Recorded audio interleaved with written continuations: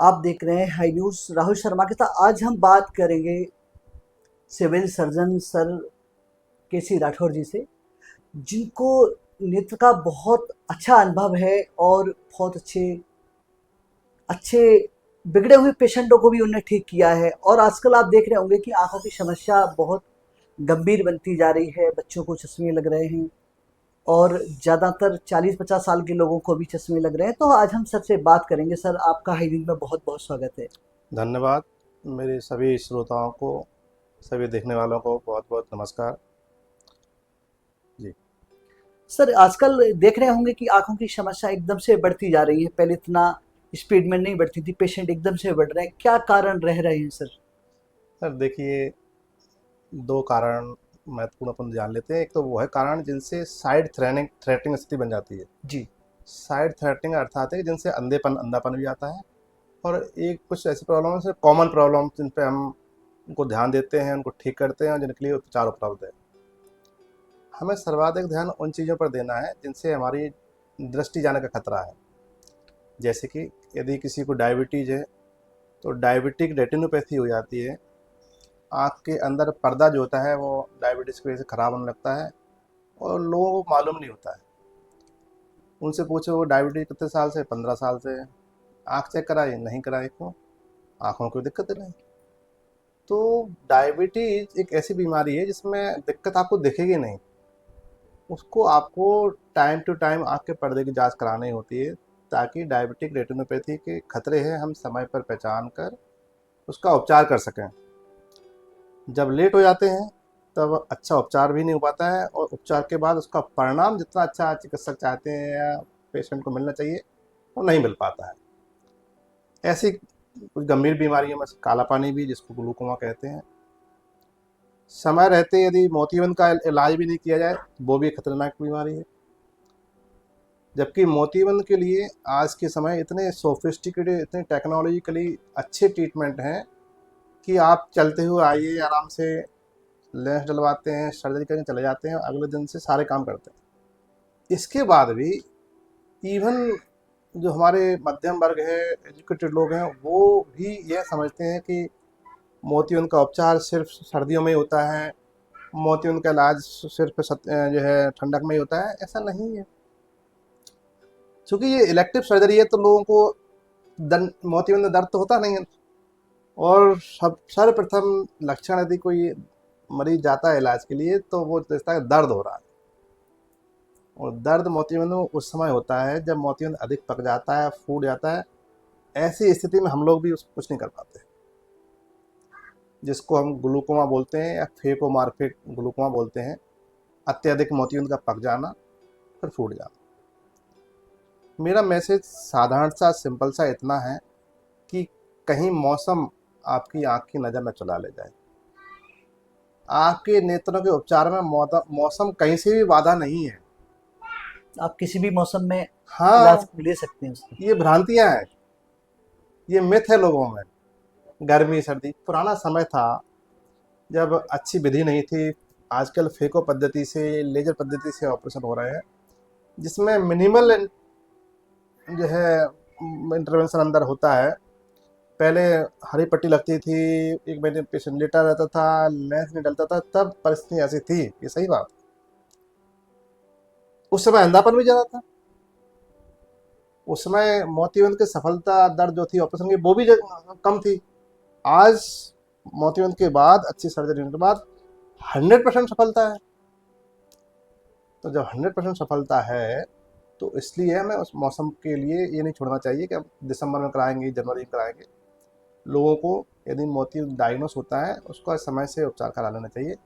वो हमारी रोज़मर्रा की ज़िंदगी में हमारी जो विजन की क्वालिटी को है वो कम करता है।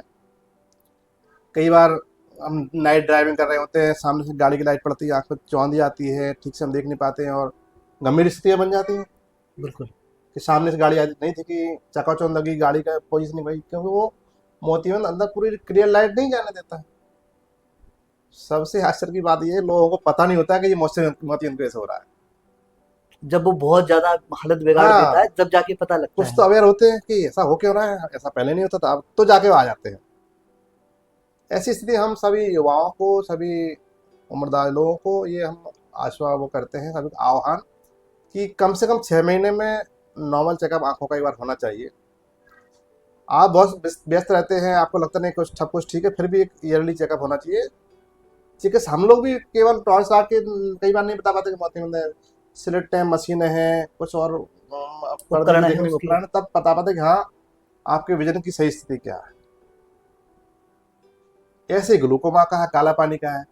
काले पानी को साइलेंट थीफ ऑफ विजन कहते हैं। चोरी करता है, चोरी धीमे, पता नहीं चलता, आसपास का दिखना कम होता जाता है। एक समय आया था बहुत कम दिखना, फिर दिखाने आते हैं, तो वो एडवांस स्टेज में दिखाने आ रहे हैं, वो खतरनाक तो उससे पैसे भी ज़्यादा लग रहे हैं। और परिणाम ही लेना। बिल्कुल। मैटर पैसे का नहीं, मैटर चिकित्सक को अच्छा तब लगता है कुछ काम करें, उसका परिणाम बहुत मरीज अच्छा को हो। मिले। बिल्कुल। सर हमारा वैसे एक एवरेज में अगर अपन बात करें तो एक आँख की उम्र कितनी होती है? देखिए, बायोलॉजिकल एज जो जैसी आपकी बॉडी चल रही है, शरीर चल रही है, आपकी एज में आंखों की एज में कोई डिफरेंस नहीं है। आपका शरीर अच्छी फंक्शनिंग कर रहा है, लाइफ अच्छी से फंक्शनिंग करेगी, आपकी आंखें भी अच्छा फंक्शन करेगी। अंदर जो दिक्कत आती है सबसे ज्यादा सर्वाधिक आती है आपके मोती अंदर जो लेंस, ईश्वर ने भी लेंस दिया है, वो लेंस प्रोटीन का बना होता है। हम चिकित्सा क्या करते हैं, वो प्रोटीन वाला लेंस सफेद पड़ गया उसको निकाल करके आर्टिफिशियल लेंस में डाल देते हैं। लोग कहते हैं लेंस डल गया, फिर पूरी जिंदगी चलती रहती है। अन्य जो समस्याएं हैं, जैसे पर्दे में दिक्कत आ गई, ये कुछ शरीर में और बीमारियां चल रही होती है, नॉर्मली तब आती है। काले पानी के भी कुछ कारण होते हैं, कुछ गलत दवाइयाँ, स्टेरॉइड दवाइयाँ का सेवन करते हैं ओरल के तौर पे, कुछ ओवर द काउंटर दवाइयाँ होती हैं, जैसे स्टेरॉइड दवाइयाँ डेक्सामेथासोन, बाइसोलिन गोली खाते हैं, उनको होता है। तो जो स्टेरॉइड जिसको मान के चलो किसी कारण चल रही है, तो उनको भी नॉर्मल चेकअप कराते रहना चाहिए, ताकि आपका समय रहते उनको पकड़ सके। ये हमने बात बताई आपको सर, जो विजन थ्रेटनिंग कंडीशन हैं जिनसे रोशनी जाने का खतरा है। अब मैं आपको सामान्य चीज़ बताता हूँ, जिनकी तकलीफ ज़्यादा लोगों है लोगों में, जिनसे लोग परेशान ज़्यादा हैं, परंतु उनसे सामान्य कंडीशंस में रोशनी नहीं आती। जैसे डिजिटल आई स्ट्रेन, लोग डिजिटल आई स्ट्रेन से हेडेक होने लगता है, आंखों में कड़कापन लगता है, आंखों में जलन होती है, खुजली होती है, ये सारे डिजिटल आई के स्ट्रेन के लक्षण हैं। इनके लिए छोटी छोटी बातें होती हैं, उनका ध्यान रखें। जैसे एक 20-20 रूल होता है, हर 20 मिनट के काम पर आप 20 सेकंड दूर, 20 फुट दूर 20 सेकंड के लिए देखें, जिससे आपकी मांसपेशियां थोड़ा रिलैक्स हो जाती हैं। ईश्वर ने अपनी आँख में जो मांसपेशियां दी हैं वो इसलिए दी है कि हम इधर देखें, उधर देखें, दूर देखें, सारी मांसपेशियां काम करें। हम लगातार यदि मोबाइल में देखते रहेंगे तो हमारी मांसपेशियां जो हैं एक जगह कॉन्ट्रैक्ट रहेंगी। जब कॉन्ट्रैक्ट रहती हैं तो उनका जो फंक्शनिंग नॉर्मल है वो अल्टर हो जाती है। अच्छा सर, ये मोबाइल अब जब एकदम से ज़्यादा यूज़ होने लगा है, तो अभी इसका क्या इफ़ेक्ट पड़ेंगे लोगों के जीवन में? डेफिनेटली वही आपसे चर्चा कर रहा था। अभी हम देख रहे हैं कि एक तो नेचर, आपकी पर्सनैलिटी में बच्चे एडिक्ट हो जाते हैं, चिड़चिड़ापन आता है, उनसे मोबाइल छुड़ाओ, पढ़ाई मन नहीं लगता है। लोगों का, बच्चों का जो अर्ली स्टेज लर्निंग में जब समय होता है, लर्निंग कमजोर होती है, बहुत सारे कॉग्निटिव फंक्शन जिसको बोलते हैं उनमें अंतर आता है। ये तो जनरल बिहेवियर की बात कर रहा हूँ मैं, पर आंखों में भी वो मैंने एक बात कर रहा था ना, उसकी मसल कांटेक्ट रहती है, तो एक जगह आपकी जो ग्लोब, आपका आंख का जो गोला है उसको बढ़ने के लिए जगह मिलनी चाहिए, वो नहीं बनती है, वो दबने लगता है, सिकुड़ने लगता है। ऐसी स्थिति में अक्सर बच्चों को माइनस के नंबर आते हैं, नज़र कमज़ोर होने लगती है, और जब नज़र कमज़ोर होने लगती है तो फिर पढ़ाई में भी कमज़ोर होने लगते हैं। पीछे बैठेगा, बोर्ड दिखाई नहीं देगा, साफ नहीं देखेगा। बच्चे को जब नज़र साफ नहीं दिखती है तो एकेडमिकली कमज़ोर हो जाते हैं। ऐसे ही जो हम लोग मायोपिया नॉर्मली पहले एक कुछ नंबर पे स्टेबल हो जाता था, लेकिन अब प्रोग्रेसिव मायोपिया के केस बढ़ गए, मतलब वो नंबर कंटिन्यूसली बढ़ता जा रहा है, स्टेबल नहीं हो रहा है। ऐसे लोगों के लिए अब टेक्निकली कुछ मायोपिया कंट्रोलिंग ग्लासेस भी आने लगे हैं, इसे कंट्रोल कर सकते हैं, लेकिन लोगों को अपनी जो रोज़मर्रा की ज़िंदगी है उसमें मोबाइल से डेफिनेटली थोड़ा परहेज करना पड़ेगा, लेकिन मजबूरी है। टेक्नोलॉजी के लिए इतने डिपेंडेंट हो गए हैं हम, हमें आज कोई चीज़ बात पूछनी होती है तो हम सबसे पहले एआई को ढूंढते हैं, बजाय दोस्त के, पड़ोसी के, किताबों के। ये जो डिपेंडेंसी बढ़ती जा रही है ये नुकसानदायक है। ऐसे ही इतना पॉल्यूशन हो गया है कि आंखों में, आए दिन हमारे पास 30 to 40% पेशेंट पर डे इस समय एलर्जीज के आ रहे हैं। आपने अभी लेख पढ़ा होगा, मेरा दैनिक भास्कर में लेख था, उसमें बच्चों में इतनी ज़्यादा एलर्जी हो रही है, उसके पॉल्यूशन से हो रही है, कुछ बच्चों में कुछ एनीमिया भी बढ़ रहा है, उससे भी होती है, कुछ कृमिनाशक दवाई नहीं खाते उनसे भी होता है। बहुत कमज़ोर कई बच्चे होते हैं, उनमें तो टीबी तक के लक्षण मिल जाते हैं, कई बार मॉन्टुक्स टेस्ट कराते हैं वो पॉजिटिव आता है।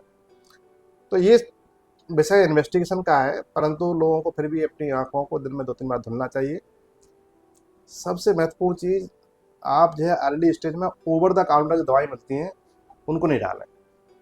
ओवर द काउंटर दवाएं ज़्यादातर स्टेरॉइड होती हैं, वो डालते ही आपको आराम तो मिल जाता है, आपकी तकलीफ में आराम हो जाता है, लेकिन अंदर बीमारी बढ़ जाती है, और वह स्टेरॉइड अन्य बीमारी को जन्म देते हैं। ग्लूकोमा हुआ, जिसको कैटरेक्ट हुआ, ये चीज़ें बहुत नुकसान करते हैं। आपकी आँख लाल होने से इतनी नुकसान नहीं होगी जितना नुकसान उस स्टेरॉइड दवाई डालने से होता है। ऐसे ही हम विशेष तौर पर किसान भाइयों से अपील करते हैं कि जिनकी आंखों में कभी कोई चोट लग जाए, तो लोग गांव में कहते हैं कौचा लगवा गए, कौचा कुछ नहीं होता है, लोग सिक्का लगाते थे, कुछ नहीं होता है, इससे अननेसेसरी आंखों में इन्फेक्शन और पहुंचता है, उससे बचना है लोगों को। और जिला चिकित्सालय में सब जगह अच्छे चिकित्सक हैं, उनसे दिखाना है। कभी भी क्वैक्स से, जनरल डॉक्टरों से आंखों के इलाज नहीं कराना है। उनको इतनी समझ नहीं होती कि कौन सी दवाई में स्टेरॉइड है, कौन सी ड्रॉप जानते हैं, आई ड्रॉप ये लिखी ले लो, कौन सी दवाई किस में यूज होता है, उसके लिए समय लगता है, एक एक्सपीरियंस लगता है। सर आप यहाँ सिविल सर्जन भी हैं, सिविल सर्जन होने के नाते सर ये बताइए हमारे लोगों को कि वो निःशुल्क चेकअप भी करा सकते हैं, निःशुल्क दवाई भी ले सकते हैं, तो क्या क्या क्या योजना शासन के द्वारा चलाई जा रही हैं? देखिए, जिला चिकित्सालय में आंखों की बीमारी की 99% बीमारियों का उपचार है, और लगभग सभी भी दवाइयाँ हमारे पास उपलब्ध हैं। प्रतिदिन सुबह 9 से लेके 1 बजे तक, 2 बजे तक ओपीडी चलती है। हमारे पास विशेषज्ञ हैं, ओपीडी चलती रहती है। हम, आप सोच नहीं सकते, जब से मैं आया हूँ जिला चिकित्सालय में 2010 से आज दिनांक तक, जो है कभी ऐसा नहीं रहा कि जिला चिकित्सालय में सर्जरी नहीं हुई हो किसी दिन। लगभग प्रतिदिन सर्जरी होती है। लोग वेट करते हैं सर्दियों का, कैंप लगेंगे सर्दियों, नहीं भाई, हम रेगुलर सर्जरी कराते हैं वहाँ पे। अब चूँकि मेडिकल कॉलेज हो गया और भी चिकित्सक आ गए हैं, तो सारी दवाइयाँ, सारे मशीनरी अच्छी है यहाँ पे, सब हम पूरी कोशिश करते हैं सभी को उपलब्ध कराएं और सभी को लाभ हो। अंधत्व निवारण में हमारा पूरा सहयोग हो। जो सरकारी स्कूल में बच्चे पढ़ते हैं उनके लिए निःशुल्क चश्मा वितरण भी होता है। जिनके पास बीपीएल कार्ड है, वृद्धजन है, उनको हम पास का चश्मा पढ़ने के लिए भी देते हैं। ये सब योजनाएं शासन ने जनता के जनहित में चला रखी हैं, लोगों को सर इसका एक लाभ और मिलते लोगों हैं। की सोच बन गई है कि लोग कैंपों का इंतजार करते हैं कि कैंप लगेगा जब हम ये आँख दिखाएंगे अपनी, तो इस दौर में क्या है कि एक लंबा टाइम और निकल जाता है हाँ, उनको। यही मैं कहना चाह रहा हूँ कि आपको कैंप का इंतजार करना क्यों? निःशुल्क, जब जिला चिकित्सालय सब चीज़ निःशुल्क मिल रही है, आप खुद सोचिए कि आपके घर में एक दिन जो है 2 मेहमान आ जाए, उसके अगले दिन 30 मेहमान आ जाए, तो आप किसका ध्यान ज़्यादा रख पाएंगे? 2 का। बिल्कुल। कैंप में 200 से 300 लोग होते हैं, और प्रतिदिन हमारे यहाँ एक आ रहा है, जा रहा है, देख रहा है, 40-50 लोग होते हैं। उनकी हम प्रॉपर जांच कर पाते हैं, सर्जिकल केयर दे पाते हैं, जिसको जो बीमारी है उसको दे पाते हैं। कैंप में इतना हम कितने भी मेहनत कर रहे हैं, मैंने आपसे साधारण उदाहरण दिया था कि मेहमान बिल्कुल। आपके यहाँ हो 20-30 के संभालोगे, तो क्वालिटी ऑफ केयर कैंप में कभी नहीं हो सकती, क्योंकि शासन की योजना है, लेकिन शासन ने अब उसमें नंबर तय कर दिए, 25 ही ऑपरेशन करना है, दिन भर में इतने ही करना है, लेकिन कई बार वो गाइडलाइंस फॉलो नहीं हो पाती हैं।